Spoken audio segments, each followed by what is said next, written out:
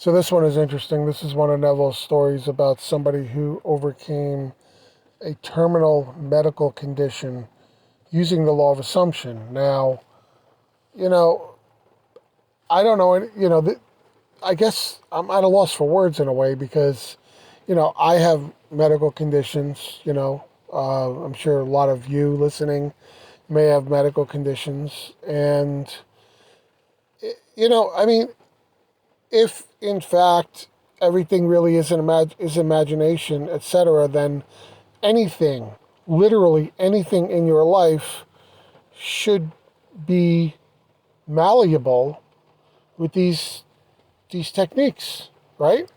I mean, whether you're bringing money to yourself or you're bringing success or happiness or love or whatever, you know, what's a medical condition, right? I mean,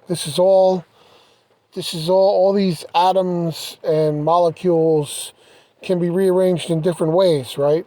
It's like a simulation.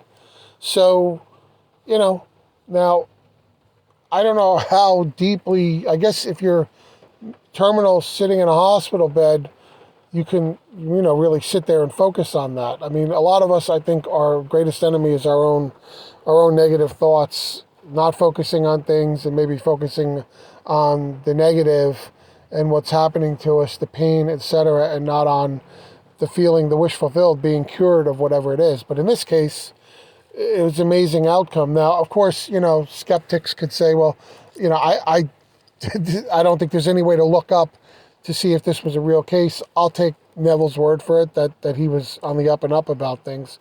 And also from my own experiences with the other things, that this stuff really does work. I mean, I wouldn't be in this if I haven't had great success in other areas. The medical part, I probably still need some more mental diet training and whatever, to be more focused on it. But anyway, listen to this one because it's pretty good.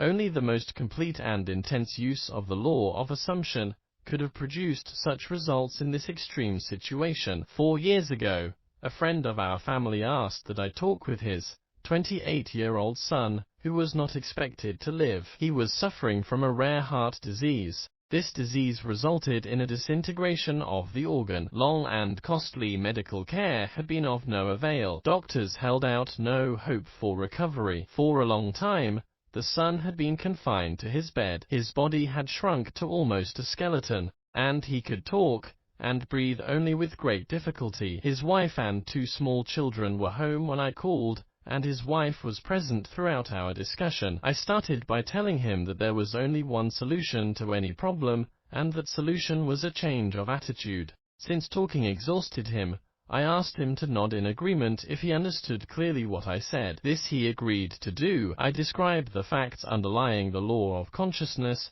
in fact that consciousness was the only reality. I told him that the way to change any condition was to change his state of consciousness concerning it. As a specific aid in helping him to assume the feeling of already being well, I suggested that in imagination, he see the doctor's face expressing incredulous amazement in finding him recovered, contrary to all reason, from the last stages of an incurable disease, that he see him double-checking in his examination, and hear him saying over and over, "It's a miracle. It's a miracle." He not only understood all this clearly, but he believed it implicitly. He promised that he would faithfully follow this procedure. His wife, who had been listening intently, assured me that she, too, would diligently use the law of assumption and her imagination in the same way as her husband. The following day I sailed for New York, all this taking place during a winter vacation in the tropics. Several months later, I received a letter saying the son had made a miraculous recovery. On my next visit,